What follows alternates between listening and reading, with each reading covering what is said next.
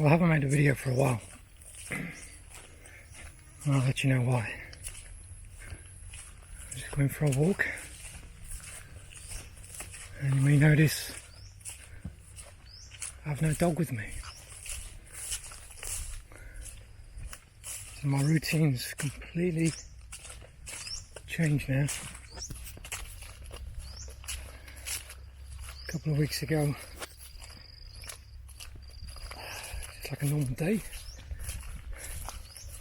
and Taxi, my dog, she's a Bangkaew dog. She's known as a dangerous breed, but for me she was an amazing dog. She was so loyal, so friendly. I mean, no one could get near me, but she was so loyal to me, with me all the time. She's like my shadow. I used to call her my shadow, and family used to call her my Noi, which is in Thai, minor wife. She would be with me all the time, always sleeping at my feet if I'm in the office, or if I could make a cup of tea, she'd follow me to the kitchen. But only 2 weeks ago now, she came up to me for a bit of love. So I bent down to give her a little tickle on the tummy, and I honestly don't know what happened next. I can't even call it an attack. I just felt this smash on my teeth, and then my whole face just exploded. And long story short, she kind of bit my nose half off. So I managed to get to the hospital. I had to get a load of towels and hold my nose in place, stem the flow of blood.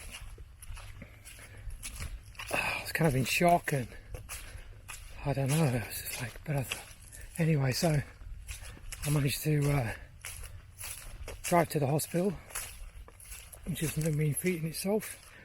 You hold it on your nose and you got to stick here.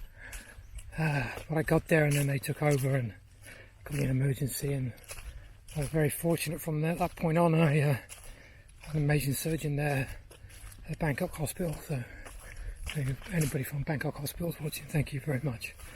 I'll say it enough. And he took me under his wing and took me into surgery, and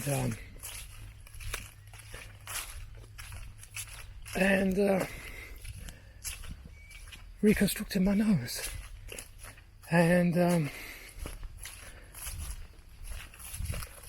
also, because we're in Thailand, I took the rabies shots, and to date I've had 3 out of the 5 rabies shots. But I know my dog doesn't have rabies. She always behind a fence or on a leash when we go for a walk, pretty much. And then the main problem with being bit by a dog is an infection. So I had lots of shots in my face and everywhere where she got me. And every 4 hours dressings were changed. I stayed in hospital for a day, day and night. So every 4 hours, day and night, wake me up, change the dressings, check my temperature, blood pressure, all the usual stuff, just to make sure I hadn't got an infection. Then it can get really serious. It was bad enough as it was. So anyway, the surgeon was amazing. I had my stitches out only a couple of days ago now, and the external stitches anyway. I don't know if there's any still inside. It feels a bit, I don't know, I'm not trying to touch it too much and stuff like that now, but I had so much dressings on I couldn't even see straight, blinding headaches. They had me on morphine for the pain, and handfuls and handfuls of pills and tablets to take, which I really don't like, but you know, obviously gotta go with that. So I've been in a bad way. And I'm also trying to process what actually happened, and my dog and everything as well, and which has been the hardest part actually, because I never expected anything from my dog. I mean, anybody comes up to the house, there's no chance of getting in. She's a really good dog like that, and if the soy dogs come up to the house, you'd see them off. If we're going out for a walk and they come near us, they don't get near us, or we walk away generally. But if we get caught out, so she's but it's like she's like two dogs. When she's like that, for anybody else, she's a complete lunatic. But for me, she's the best dog I've ever had, actually, by far. Amazing friend, companion, totally loyal, so loving, friendly, playful. Just an amazing dog. So I haven't walked up here for a while. I used to walk up here with a dog, but I haven't been here for a while. Seemed to have cut the grass since the last time I was here. We stopped actually walking up here because it got so overgrown, and neither of us like walking down here. Too many snakes in the long grass. So yeah, so a lot of water. It was only raining like 10 minutes ago, and now look at it. Changes. It's just like my dog. So when I got home from the hospital, I told Kater, my wife, don't want a dog in the house. I couldn't deal with it, emotionally, physically. My head's just been all over the place, and obviously not feeling too good either. So, dog was banished outside. She was so happy to see me when I came back home, as she always is, at the gate. But we actually, I could tell how to put into the food forest, so it's like not into our immediate garden. It's like zone 2, zone 3. So I let her into our garden around the house, but I wouldn't entertain her. I let her jump up me, or she just likes to look at me, and I say alright, and she can jump in my arms, but I couldn't let her come near me. I was kind of obviously apprehensive of her being around and stuff like that. So she picked up on that, and I just got her food and put it on the back of the truck, keep her away from the ants, food and water, and I'll just leave her food and water there and tell her to jump up and eat. She couldn't work out why I wasn't playing with her, I wasn't taking her for walks, and the first night I was home, I couldn't sleep. I haven't slept for 3 days, the first 3 or 4 days. I don't know, it was the drugs and the pain and my head, and just a mess. But the dog was at the door, scratching at the door for 5 or 6 hours before I fell off to sleep. She was still there, and she was howling and crying. Repeat the next night, same sort of thing, but not quite as long, maybe 3 or 4 hours. And then and she just started not looking after herself. She never cleaned herself. She was getting really filthy. It's raining all the time here, it's a rainy season. So she stopped looking after herself. Usually she quite often sits on my lap. She's about a medium-sized dog, but she used to sit on my lap when I was in the office and preen herself like a cat. But she stopped cleaning herself completely. I never saw her once clean herself, and she started getting depressed, picking up on my depression, I think. And then even the soy dogs come up to the gate. Usually she would bark and sort of lunge at them behind the gate, but she just looked at them indifferently and walked away. I was watching her out the window. It's heartbreaking. So she was kind of deteriorating. So but it's really hard for me to even go out to or anything like, because it's just if she attacked or she give a warning, she growled or showed her teeth, you just back away. Natural thing to do. They're telling you they're scared or they're angry, and you can tell.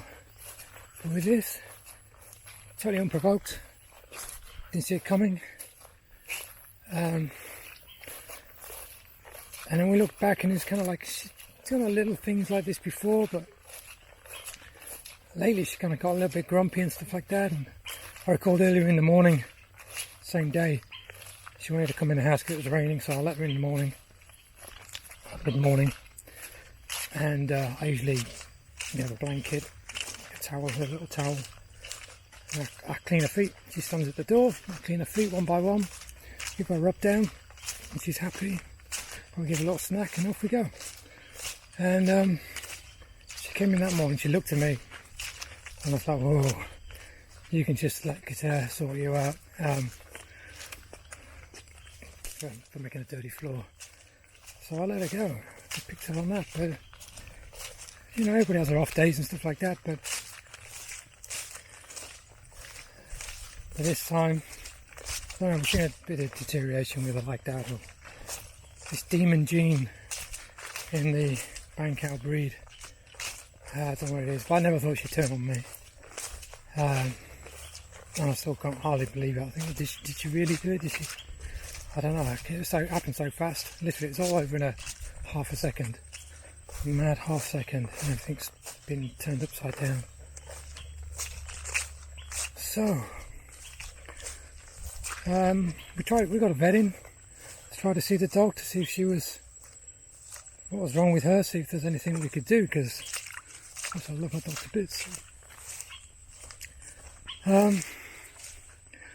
going to be the same again with her, but she wouldn't let the vet near her, couldn't get the vet near her, wouldn't let her in, and I was in no fit state to, massive cobweb there, but I was in no fit state to like get her back and stuff like that.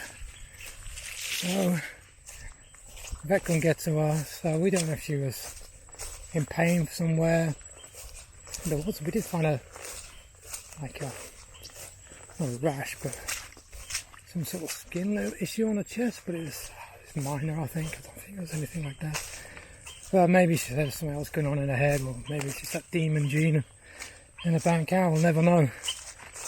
But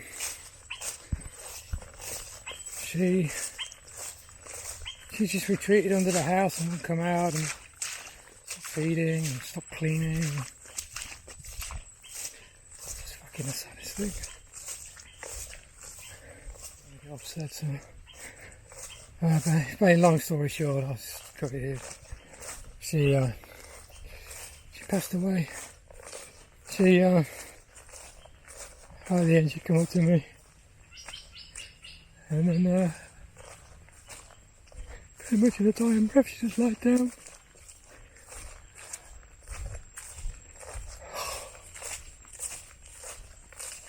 Poor girl. She died with a broken heart. She definitely broke mine. So, I hope she's at peace now.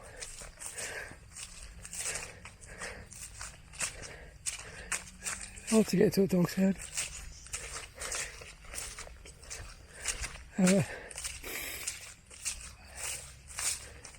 just try to remember the good times. I made a video on loads of photographs we have of her. And she's just a happy dog. I think life's not fair, life's a struggle, life's a pain. I know that. I'm trying to get by best we can. I'll look around the bloody soy dogs around here and they'll do whatever and cause crashes, and got bits of wood hanging from their necks because that's how the owners treat them. And we really look after our dog.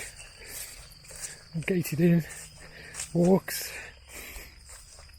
plenty of food, plenty of fun. And then something happens like this, it really isn't fair. but life isn't fair. Bitch. So I'm just trying to get back on track myself, and move on. But it's hard. Every time I wake up in the morning, she usually wakes me up. She just to come to the side of the bed and just give me a paw in my arm or something like that. I'd get up, and obviously then we'll go for walks and the whole routine and all that kind of stuff. Good stuff. Have a little swim in the pond, she would.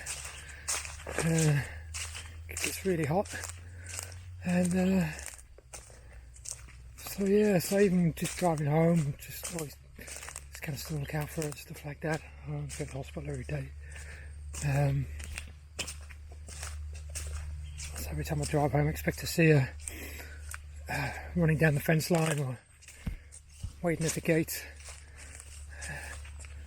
And I used to open the gate and she used to jump in the car, and then I fully open the gate and drive in, and she'd lick my head and go crazy, and then she'd sit in the car while I go and close the gate again.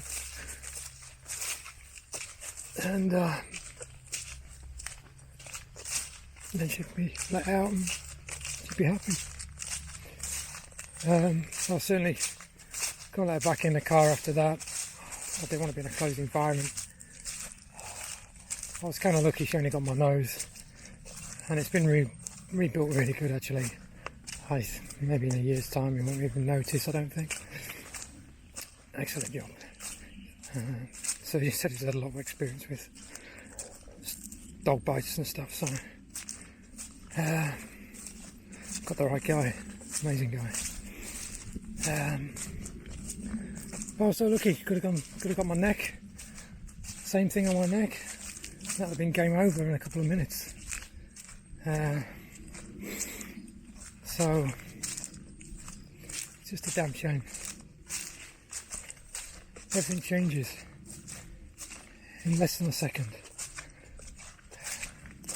You never know what life's going to throw at you, so make the most of it.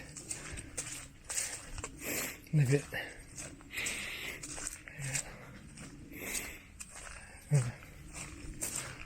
So we move on. So I don't blame if you haven't watched this video, me waffling on, but it's just my therapy, I think. I did some writing yesterday and that was the hardest thing to do, but I think it's going to help me heal and move on, process. I can't really process it. I don't think there's any actual logic in it. Everything was happening from her attacking to just breaking her heart or whatever. I don't know. It's like there's no sense in any of it. It's just messed up.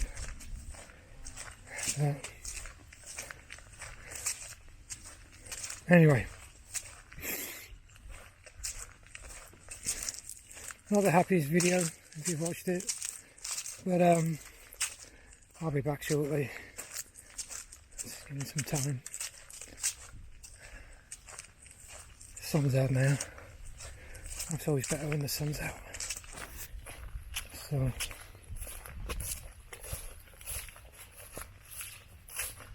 get back to exercising soon.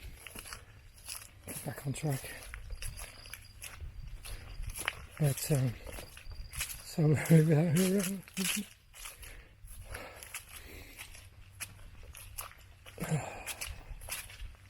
okay. I'll cut it here. Thanks for being my psychiatrist and listening. You're a very good listener. Appreciate it. See you in happier times.